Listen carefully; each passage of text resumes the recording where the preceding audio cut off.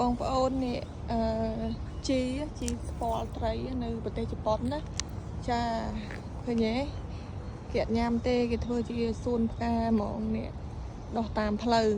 ហើយនេះស្បៃរឿងយើងបងប្អូនជួយមើលហងនេះ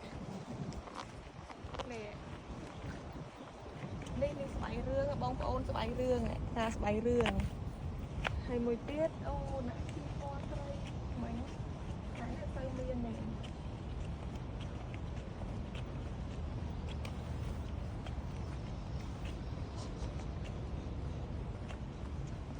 ខ្ញុំរកតកួនអីគេតកួនជូគេដែរតែអត់ឃើញទេនៅទីក្រុងបាជាអាចទៅចាំទឹកបត់ច្រើនជាងបងប្អូនអើយ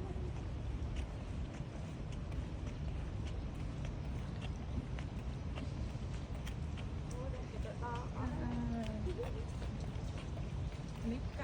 កានៅស្រុកយើងគេយកខ្ចប់ជាបាច់ផ្កាហ៎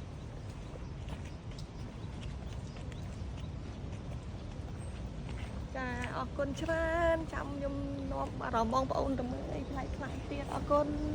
ជម្រាបលាចា